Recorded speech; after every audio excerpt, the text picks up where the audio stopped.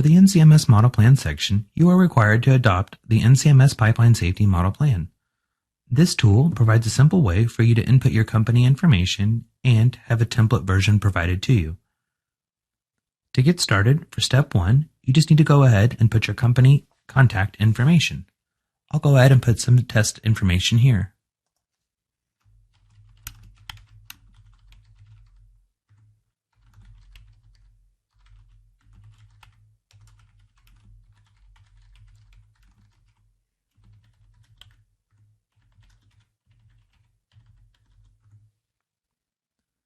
The original date of implementation is the date that your company started its DOT testing program. This date is helpful for NCMS to ascertain what test dates we can accept from your program. If you put that the program started in 2019 and try to submit 2018 test dates, they will be rejected. We'll go ahead and we'll just put a sample date into here, and we'll move on to the new effective date. The new effective date is a date of which these plans become effective for your company. So we'll go ahead and we'll just put in that these were accepted back in July. Now, moving on to step 2, we're going to get into the acknowledgement and receipt form section. An acknowledgement form is a critical aspect for you as the employer to ensure that you've properly documented your efforts to notify your employees of your testing program procedures. We do include one in the plan, and after you've created the template version and downloaded a copy of it to your desktop, you can open a copy of that plan and navigate to that acknowledgement and receipt form.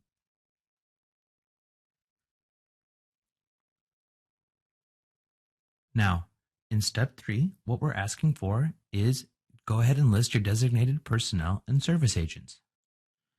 In the first section, we're asking for information on your consortium or third-party administrator, TPA. This would be any outside company that assists you with your testing program. While you're not required to utilize a TPA, if you do have one, you can go ahead and place their contact information here. If you do not use one, you need to go ahead and just simply write NA.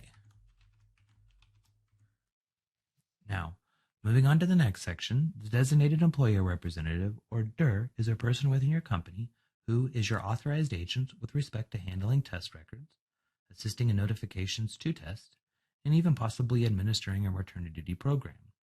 You must at least have one DER for your company. Go ahead and just put myself.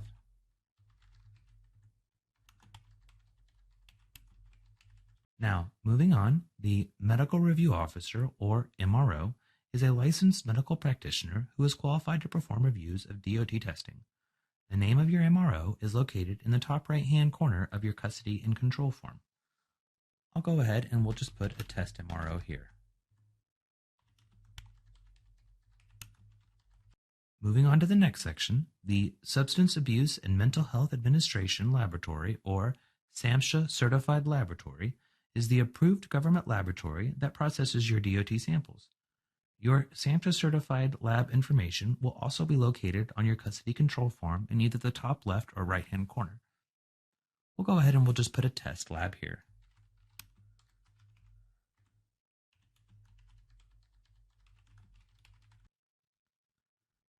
Now, scrolling on down to the next sections, we get to collection sites and alcohol testing.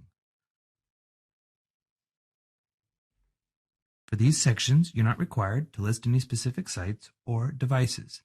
Instead, you'll need to ensure through your own company internal procedures that you have a process set up for ensuring all collection sites follow DOT regulations and any alcohol testing performed utilizes conforming DOT approved devices.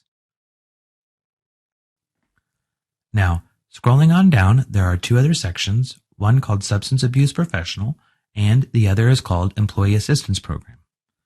The first, the Substance Abuse Professional, or SAP, is a qualified and credentialed service agent who is required to perform an evaluation, referral, and offer education and treatment processes for those employees who have violated DOT drug and alcohol testing regulations.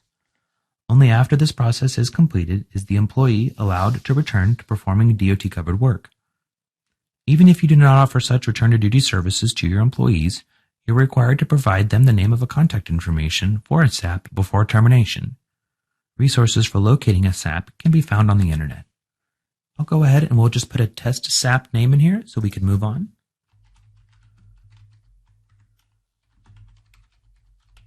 Now, moving on, the Employee Assistance Program, or EAP, is for those employees who self-refer as needing help with drugs or alcohol. This is not for those employees who have had a DOT testing violation.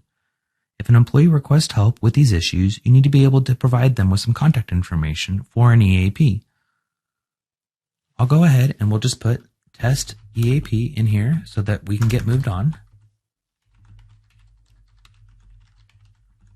One helpful tip is that generally all SAPs are EAPs, but not all EAPs are SAPs. This is due to the extra credentialing and certifications required to be a SAP. However, in most practice, SAPs also offer EAP services. You can use the same internet services to locate a SAP, and then when you are encouraged to contact them after locating them to see if they offer EAP services for your employees who, again, have not had a DOT testing violation. If they do not offer such services, you can either contact a local hospital or a clinic that may offer drug addiction or alcohol addiction services. Now, as a side note, you're not required to pay for either SAP or EAP services. Instead, you're only required to provide the contact information for these two. All right, now after we've gotten that completed, let's go ahead and we'll scroll down to step 4, which is Appendix C and covered positions. In this step, we're going to be asking you for some titles of the employees and supervisors within your DOT testing program. There are 2 sections here where you can differentiate between an employee title or a supervisor title. You do not have to put any actual names, just actually the title for those individuals. And for those titles that you've entered into the supervisor section, those would need to ensure that they have completed the DOT-required 2-hour supervisor reasonable suspicion training course. I'll just go ahead and we'll put in a few test values here. Laborer. And we'll click Add to List. And you'll see here once the screen is refreshed, I now have a laborer title here underneath the designation for employee. And if I scroll down and in the supervisor section, go ahead and put supervisor. And click Add to List. Again, you'll see that the screen is refreshed and now I have another supervisor here. Now, once I've went ahead and added my supervisors, we just need to go ahead and scroll down to create the policy. Let's go to step 5, and in this section, you just need to go ahead and accept the NCMS Contractor Copyright License Agreement.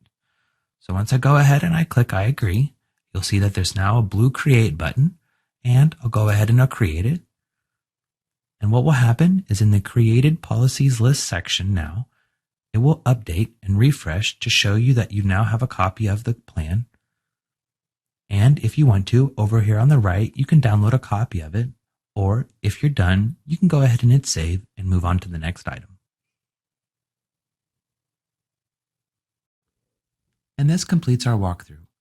Please contact us if you have any questions, comments, or concerns. Thank you.